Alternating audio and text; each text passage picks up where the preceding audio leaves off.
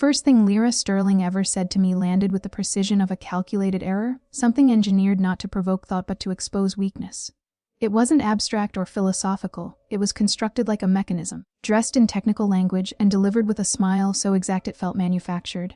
At the time, I was sitting at the third table from the window in Sterling Library, a space that carried her family's name with a quiet authority stamped into its brass plate. I had been awake for 26 hours. The coffee beside me had long since lost any claim to warmth. 4 versions of the same structural drawing lay scattered across the table, each iteration shedding confidence, each one a thinner version of the last, like something unraveling in slow motion. 17 minutes remained before the graduate studio closed.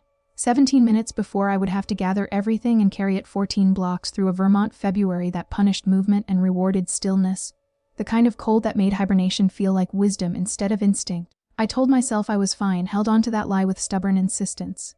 Then the atmosphere shifted. Not temperature, not pressure, but something less measurable and more immediate. The room altered in quality, the way it does when a presence enters that reorganizes attention without asking permission. I looked up. Lyra Sterling moved as if the space had been designed around her, as if she were the structural necessity and everything else adjusted accordingly.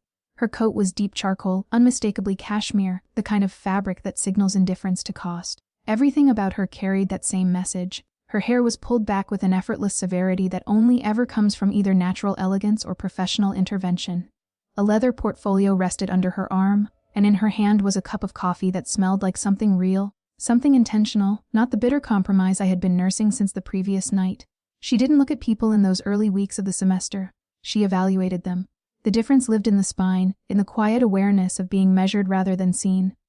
When her attention passed over you, it felt less like observation and more like assessment, like terrain being mapped for flaws rather than admired for form. She stopped beside my table, not out of hesitation but out of recognition, the way someone pauses when encountering something that contradicts their understanding of a place. Her gaze settled on my drawings.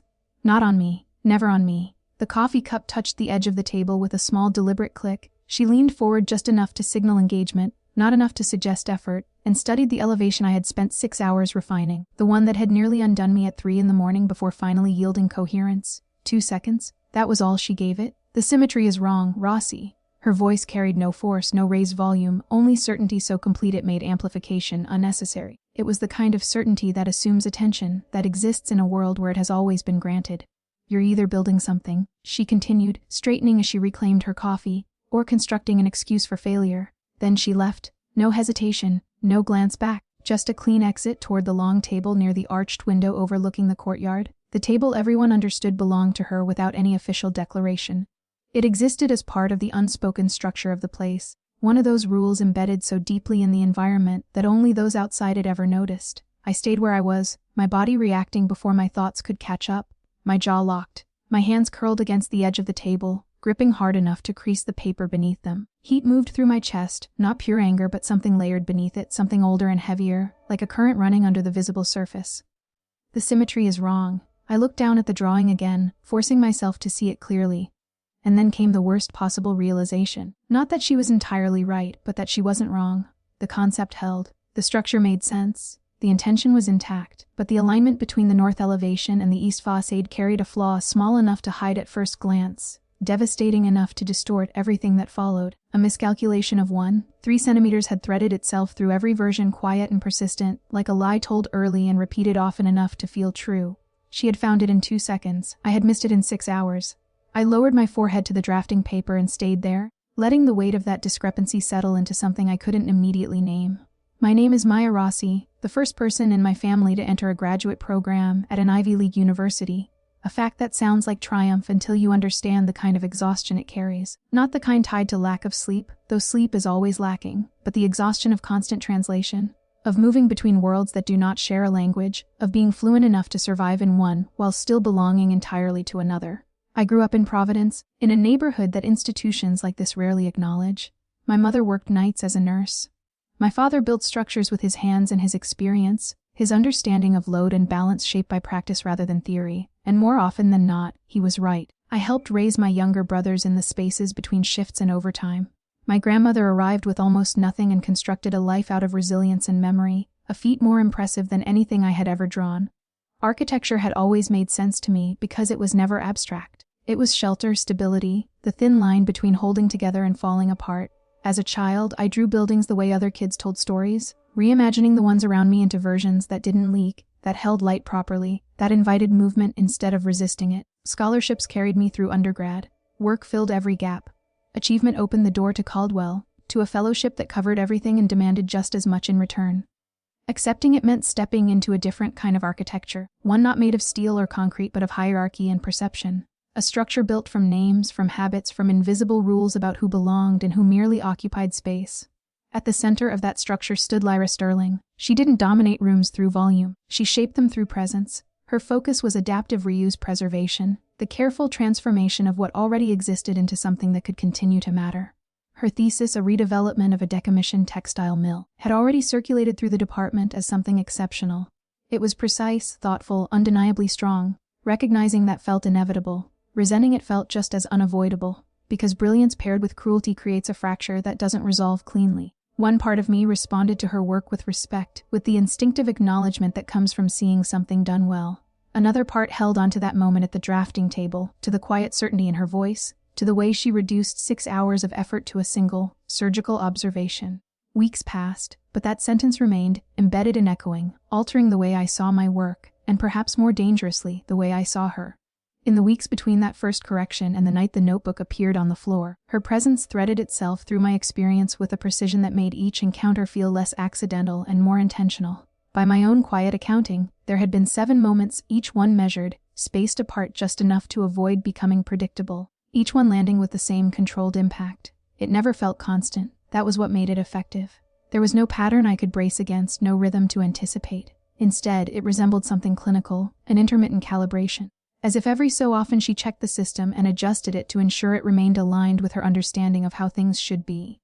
During a group critique with Professor Alderman, she had spoken without raising her voice, her tone almost conversational, as though she were offering a neutral observation rather than a judgment that would settle into me for days. She described my material palette as technically competent but imaginatively cautious, a sentence that balanced itself with such elegance that it managed to acknowledge skill while quietly stripping it of distinction. It was the kind of phrasing that didn't leave room for defense. It didn't accuse, it categorized. Another time, in the hallway between studios, she had paused just long enough to glance at a detailed drawing pinned to my board, the junction between curtain wall and floor plate, something I had labored over, refining the alignment, adjusting tolerances, trying to make the transition feel inevitable rather than forced. She had studied it briefly and remarked that it reminded her of someone who had absorbed all the correct references without ever truly understanding them.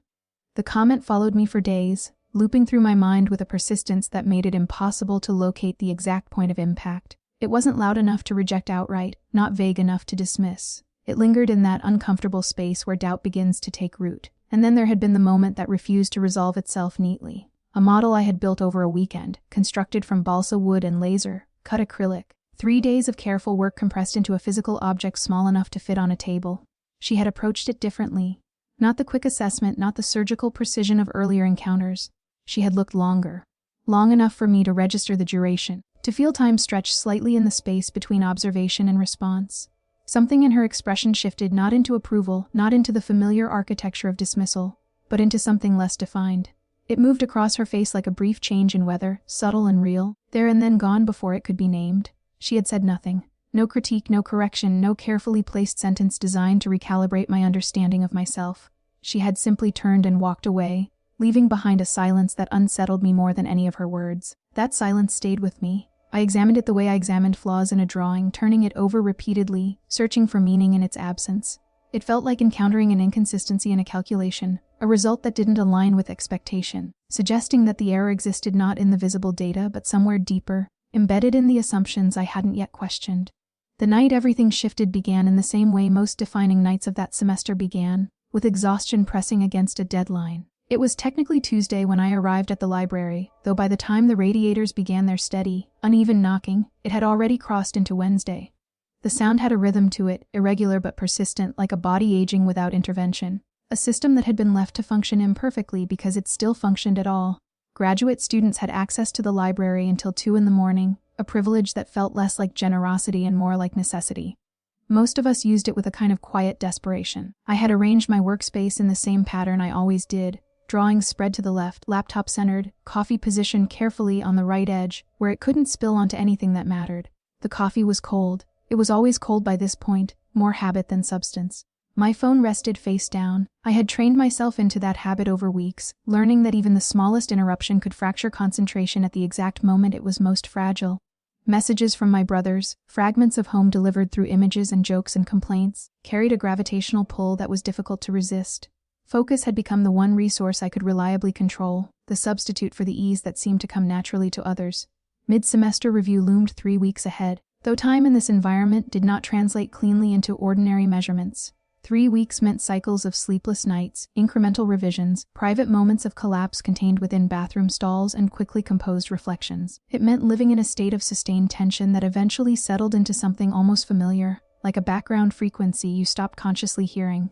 I was working on a section drawing, the kind that cuts through a building to reveal its internal truth. Sections demand honesty. They expose relationships, show how elements meet, how forces travel, how light enters and moves. They leave little room for illusion. After hours of work, the drawing had begun to align, each line reinforcing the next, the structure emerging with a clarity that made the exhaustion momentarily irrelevant. The library held its usual late-night population. Omar sat a few tables away, immersed in his thesis on vernacular construction, music leaking faintly from his earbuds. Jihan worked with intense precision, her attention fixed entirely on her screen. Russell occupied the periodicals desk, surrounded by administrative tasks and caffeine. Patricia remained at the circulation desk, steady and attentive, reading in the quiet intervals between assisting students. At 11:47 the door opened. Recognition came before sight. My body registered her presence first, a subtle shift in posture, a recalibration that happened without conscious decision. I kept my eyes on my drawing, resisting the instinct to look up, but awareness sharpened around me. The sound of her steps against the stone floor, the faint movement of her portfolio strap, the brief exchange with Patricia, all of it formed a pattern I had come to recognize. Eventually, I allowed myself a glance, brief and controlled. She had taken her usual place by the window, moving with the same deliberate focus that defined everything she did. Her notebook, black leather substantial, rested to one side. Tools arranged, phone placed face up, details that held no inherent importance and yet anchored themselves in my perception. I returned to my work. Time passed in that shared silence that belongs only to late-night spaces, where everyone present participates in something unspoken. The rhythm of drawing, typing, quiet movement. The wind pressing against the tall windows, insistent and steady, like the landscape asserting itself against the building's boundaries. For a while the work absorbed everything. The line between effort and existence blurred, leaving only the act of making. It was in that space that the rest became tolerable, where the complexity of everything outside the drawing receded into something distant and manageable. Eventually, the moment ended. Her chair moved.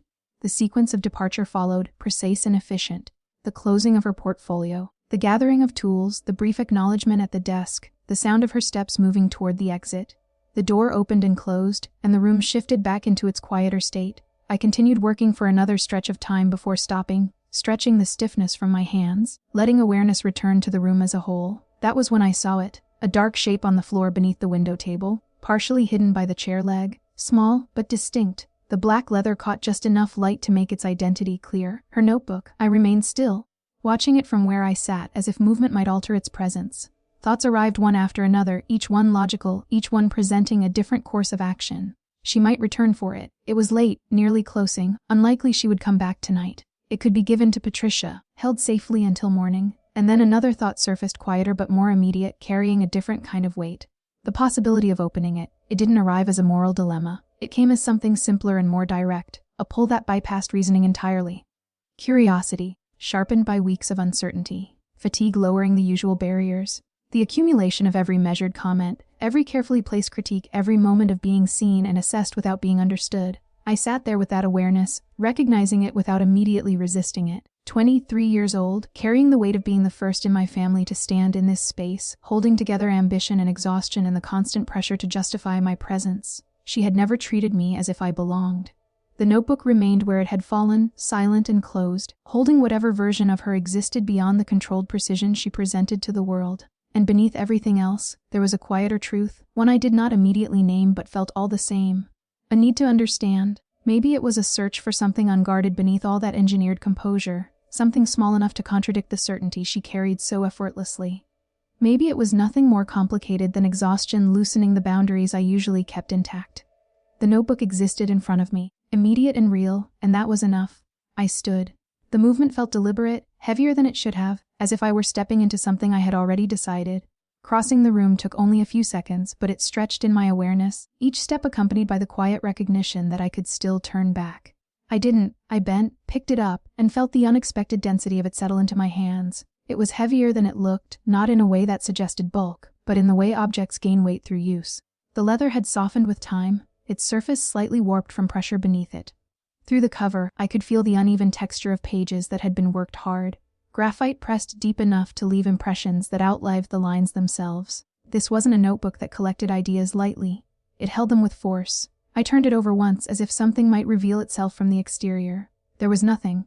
No name, no initials, no attempt at ownership beyond the obvious familiarity of wear at the corners, the kind that comes from being handled daily, consistently, almost unconsciously. Patricia's voice reached me from the desk, steady and warm. The library was closing. Her routine had begun, the quiet sequence of shutting down a space she knew intimately. I answered without thinking too much about it, holding the notebook in a way that already suggested responsibility. It belonged to another student. I would make sure it found its way back. She accepted that easily, trusting me in the same uncomplicated way she always did. That trust carried its own weight. Being the last one out had turned into a kind of role I hadn't actively chosen but had grown into.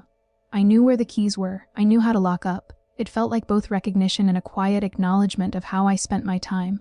I returned to my table, the notebook tucked under my arm, and began packing my things with a care that bordered on ritual. I told myself exactly what I was going to do. I would take it straight to Lyra's mailbox in the department.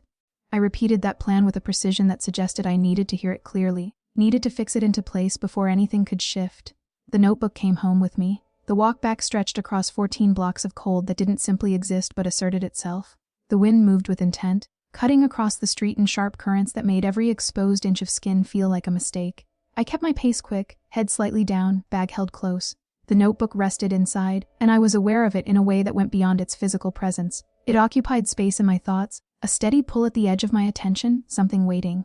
By the time I reached my apartment, my hands were stiff with cold. The building greeted me with its familiar imperfections, the subtle unevenness of floors, the faint sounds of pipes that carried more character than efficiency. Inside, I moved through small, practiced motions.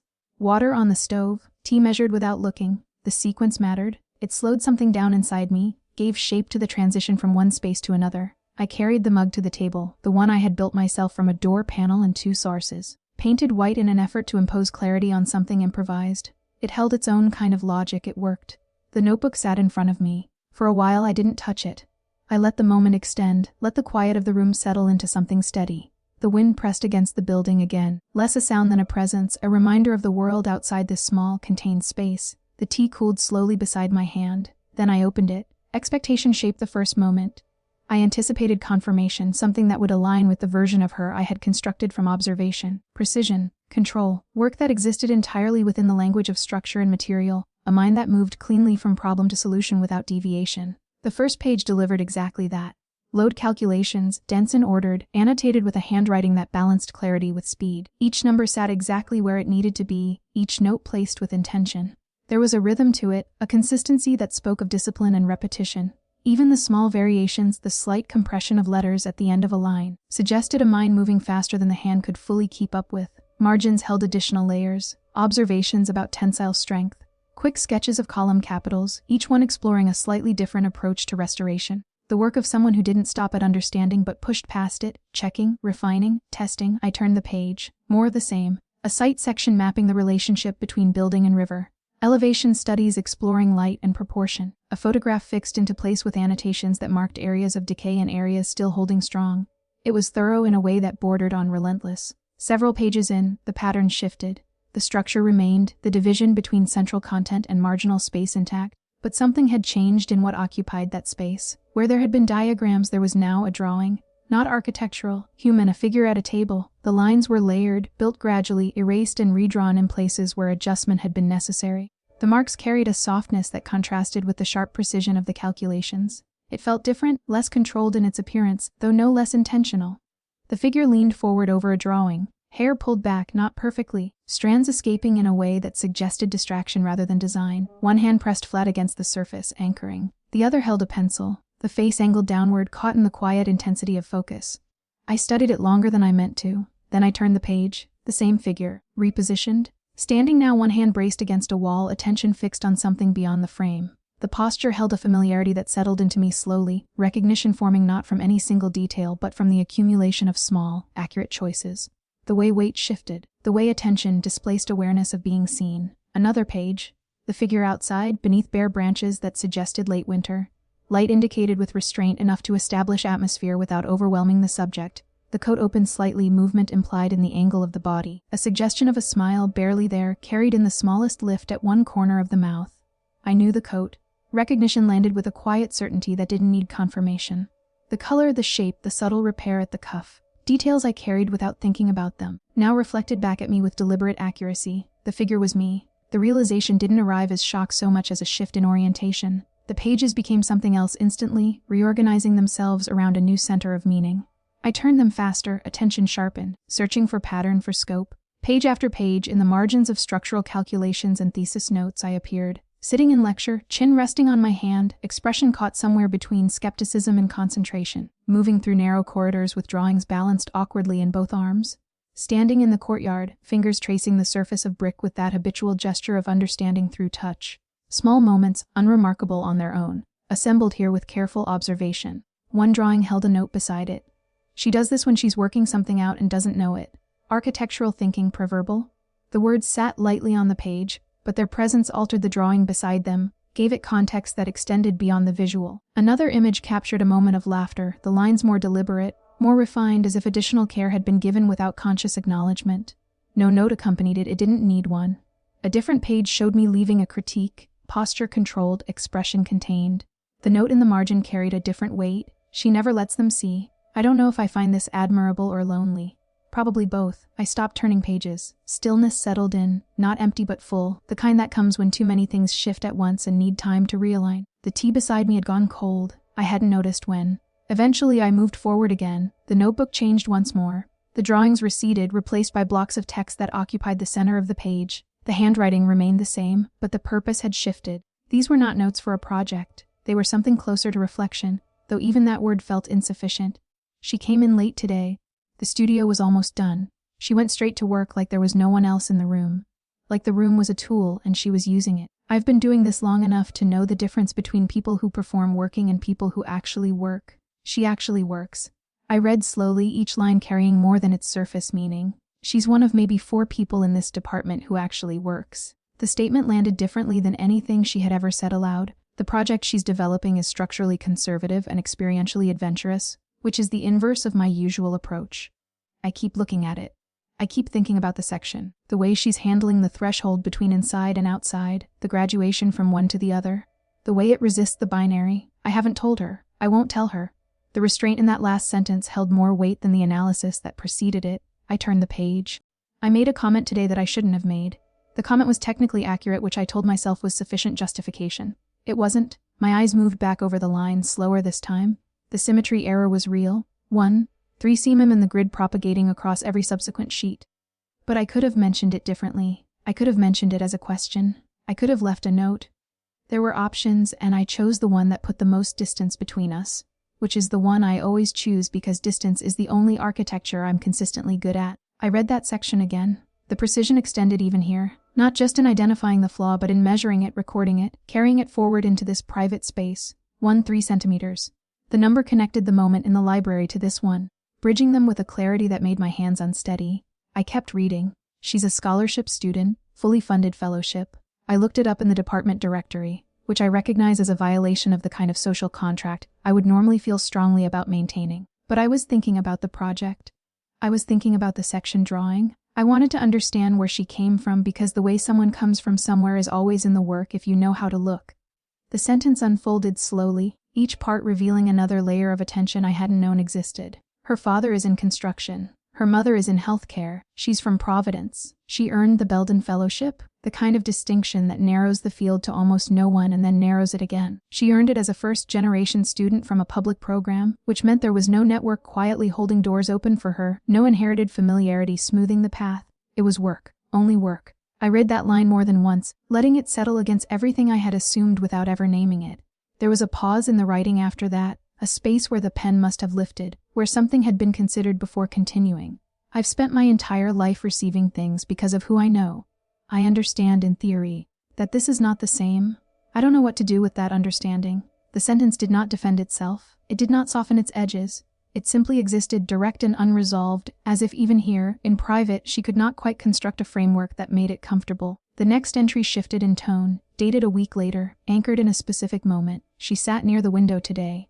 The late afternoon light through the east glass changed the room, turned the drawing table into something almost staged, like a still from a painting that understood solitude as both absence and focus. She worked on her sight model with both hands, shaping the terrain with a kind of absorption that erased everything else. Her hair was down, which is unusual. I was supposed to be working. I was not working. I was watching her hands and thinking about the load-bearing capacity of attention. There was a pause in the line, as if even the act of writing that thought required acknowledgement. This is not a structurally sound line of thinking. I am recording it anyway. Load-bearing attention. That belongs somewhere. The phrase lingered, slightly awkward and entirely precise, like something still in the process of being understood. The following page carried more weight. The handwriting lost some of its clean discipline, the lines leaning slightly, as though written faster or later or under less control. I need to say this clearly even if it remains contained here. Even if it is never read again. The words felt less like documentation and more like release. She is the only person in this building who makes the ground feel uncertain. I have always been told the ground is certain. I have been told what it is made of, where it holds, how much it can carry. I have been told what a Sterling does with education, with talent, with anything that does not align with expectation. You contain it. You do not display it. You keep it controlled, reduced, private. The sentence moved forward without hesitation. She is the one element I cannot resolve. The one structure that does not align with the system I understand. She makes something in me feel unstable, as if the joints are no longer fixed. There was no attempt to refine the language beyond what was necessary. It stayed close to what she knew, using structure to describe something that resisted it. I understand load. I understand forced distribution, the way a cantilever carries tension at its fixed end. I do not understand this. I do not understand the way she tilts her head when she is thinking. I do not understand the way she speaks to people as if they matter by default. I do not understand how she walked into a place designed to make her feel temporary and chose, without permission, to belong. The line that followed carried a different kind of stillness. I was not taught that belonging was something you could decide. There was a shift again, quieter this time. This building carries my family's name. That has always been presented to me as a form of certainty. And yet she moves through it with more conviction than I have ever felt. That is the part I would not say aloud. The final lines compressed everything that came before them into something simple and unavoidable. She frightens me. Not because she is dangerous, because she is true. I closed the notebook and left my hands resting on the cover, as if the weight of it had changed while I was reading. The room around me returned slowly, the sounds of the radiator rising and falling in uneven intervals, marking time in a way that felt detached from the clock. My tea had gone completely cold. My coat was still on, the fabric holding the outside temperature as if I had never fully come inside. After a while, I opened it again, not to continue forward, but to return to that page, to the place where the writing had shifted, where control had loosened just enough to let something unfiltered through. There were more entries beyond it, more drawings, more notes that would have extended this new understanding further, but I stopped there. That was the point where everything had already changed. The sentence remained fixed in place. She frightens me. Not because she is dangerous, because she is true. I let that sit beside everything else I knew. The memory of her voice in the library surfaced again, exact and measured. The symmetry is wrong, Rossi. 7 weeks of precise dismantling, each comment accurate enough to resist dismissal. The drawings of me, rendered with a level of attention I had never realized she was giving. The small observation about the way I bit the end of a pencil, identified as something instinctive, something pre-verbal. The image of her watching me work, translating that observation into a concept she was still trying to define. And beneath all of it, that number. 13 centimeters. The error she had seen immediately, then measured later, recorded with the same care she gave everything else. Not an approximation, not a general correction. Exact, intentional. Something shifted, though not in any way that announced itself. It didn't resolve the anger. That remained intact, justified and present. It did not erase the experience of being reduced repeatedly in a space where I was already fighting to hold my position. But it introduced something else into the structure of it. A second layer. Anger stayed where it was, but it no longer occupied the entire space. Something quieter moved beneath it, something less defined but no less real. A recognition that what I had been interpreting as indifference might have been something far more complicated. Something contained, redirected, misused. I placed the notebook back into my bag and sat there for a while without focusing on anything specific, letting the adjustment take place without forcing it into clarity. Eventually, I went to bed. Sleep came unevenly, as it had for most of the semester, but this restlessness carried a different quality. It wasn't driven by deadlines or financial calculations or the steady pressure of expectation. It felt more like a recalibration, the mind reorganizing itself around new information, testing it, running it through existing structures to see what held and what didn't. One detail returned again and again. Not the drawings, though they lingered vividly. Not even the entries, though their language carried weight. It was the measurement, 3 centimeters. The precision of it resisted simplification. It meant she had not only seen the flaw, but engaged with it beyond the moment, either returning to the drawing or reconstructing it from memory with enough accuracy to calculate its deviation. That level of attention does not happen casually. It requires investment, whether that investment is named or not. Lying in the dark, listening to the building settle around me, I considered what it meant to give that much attention to something and then leave it unspoken, contained within a private record instead of expressed directly. By the time the light outside shifted, the slow transition from night to the muted gray of a Vermont morning, the decision had already formed. The notebook would not go to a mailbox or a desk, or be returned through any neutral channel. It would go back to her, directly, not as an act of confrontation, not as leverage, not as an attempt to expose anything I had read. That was not the impulse guiding it. The impulse came from somewhere else, from the same place that understood buildings through their sections, through the cut that revealed what was actually happening beneath the surface. I needed to see her face when she took it back. Not to catch her, not to force anything into the open, but to observe what existed there without the distance she usually maintained. Morning moved slowly. I made coffee, stood by the window, watched the street below as it was prepared for the day, salt spread across the pavement with methodical care. The world outside was ordinary in a way that felt almost disconnected from what had shifted internally. The notebook rested in my bag, its presence steady and unmistakable. I went to class. 3 days passed. They did not move easily. Carrying the notebook meant carrying everything it contained, both the object itself and the altered understanding that came with it. It stayed with me physically, the strap of my bag a constant reminder, and mentally, surfacing at unexpected moments. I saw her twice during that time. The first was in the corridor outside the faculty offices. She stepped out of Professor Alderman's office with her portfolio, composed in that familiar way that suggested clarity and control. Her gaze passed over me briefly, registering and moving on without pause. No comment, no assessment, nothing that extended beyond the basic acknowledgement of presence. It was the simplest interaction we had ever had, and under the circumstances, it felt entirely unfamiliar. The second time I saw her unfolded in the studio during an open working session, the kind of long, unstructured stretch where everyone pretends to be alone together. She was 3 tables away, bent over what looked like a revised section of her mill project. I had my own section in front of me, the one that had finally settled into something I could stand behind, something that no longer felt like an argument I was losing. For 40 minutes, I worked with real focus. For 20, I watched her, fully aware that it was a bad decision and unable to stop myself from making it. She worked exactly the way the notebook had described. Total immersion, a kind of sealed concentration that made the rest of the room irrelevant.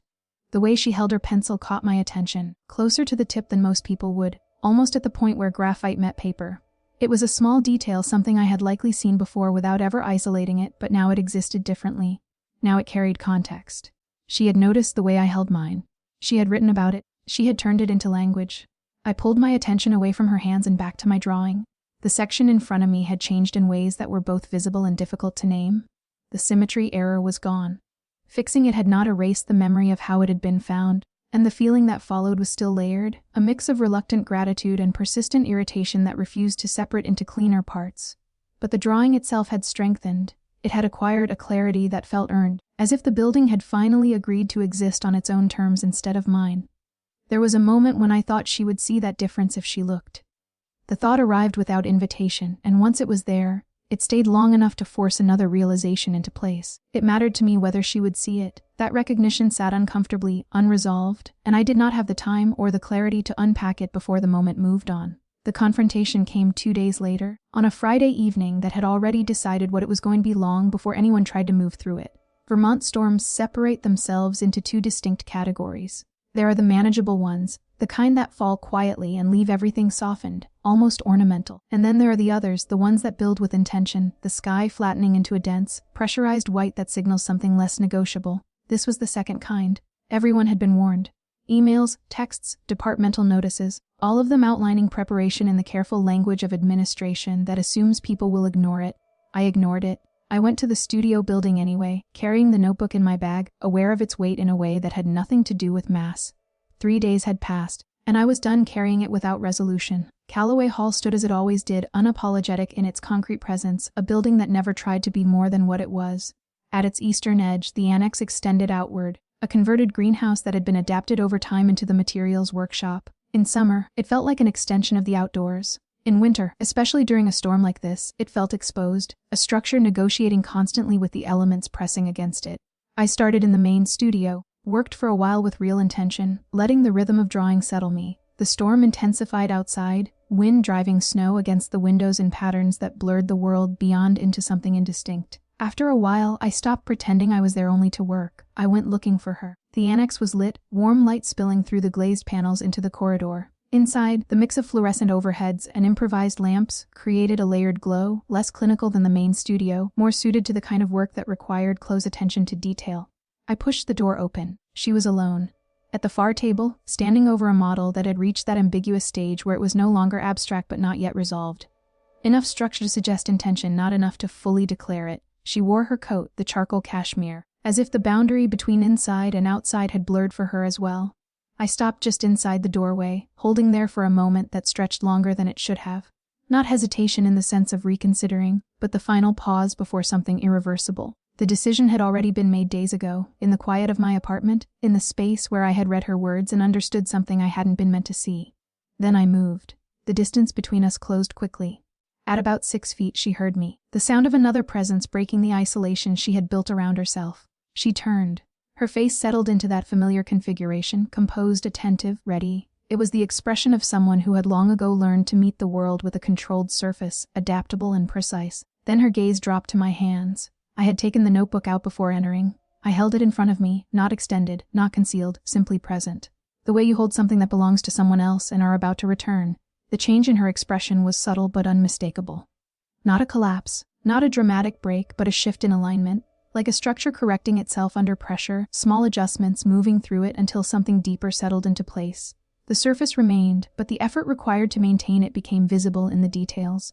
The tension in her jaw, the slight recalibration of her posture, the precision of her attention tightening. The notebook stayed where it was between us. She looked at it, not at me. I spoke first, keeping my voice even. I told her where I had found it under the window table, the night she had left it behind. Silence followed, filled by the storm pressing harder against the glass, wind testing the limits of the structure around us. She broke it without looking up. I had read it, not framed as a question, as a conclusion. I confirmed it. The words settled into the space between us, carrying more than its length suggested. She turned back to the table, reached for a tool, set it down again. The movement was small but familiar in a way that surprised me. It mirrored the way I handled objects when my mind was occupied elsewhere, when language had not yet caught up with what I was processing. She asked for the notebook, her voice almost steady, almost restored to its usual clarity. Something in me resisted letting the moment close that cleanly. The number came out before I had fully decided to say it, 3 centimeters. The effect was immediate. She stilled completely, the motion cutting off mid-gesture. It moved through her in a way that was visible even without words. Recognition, exposure, the sudden collapse of distance she had worked to maintain. I continued, not raising my voice, not pressing, just naming what was already present. The error, the grid, the fact that she had measured it, recorded it, carried it beyond the moment it had been spoken. She tried to respond, framing it as technical, as if that category could contain it. I didn't let it stay there. I told her how many times she had drawn me. 23. The number had surprised me when I counted it. Each image a separate moment, each one observed and translated into line. Library, studio, corridors, the courtyard, the edge of campus where the trees thinned and the light shifted in the late afternoon. Details accumulated into something undeniable. Her back remained turned. I said her name. It was the first time I had used it. Not Sterling, not the name that functioned as a category, a position, a role within the structure of the place. Her actual name. It felt like stepping across a boundary that had been implied but never crossed, like correcting a line that had been misaligned from the beginning. She turned again. This time, there was no time for reconstruction. What showed on her face was not the version she presented to the room, not the controlled certainty or the measured assessment. It was something beneath that, something that had been held in place for so long it had become structural. Fear, but not the kind tied to immediate threat. Something quieter, deeper, paired with something that lived alongside it. The expression of someone carrying a weight that had become invisible through familiarity. A load so constant it no longer registered until something shifted and made it visible again. She looked at me without distance. She told me I should have left it at the desk. I agreed. The storm intensified, pressing itself against the glass with greater force, the building responding in small, audible adjustments. The light overhead held steady. The model between us remained unfinished, its structure suspended in a state that had not yet committed to resolution. I extended the notebook toward her. She looked at it. Then at me. She didn't take it. In that pause, something became clear without needing to be spoken.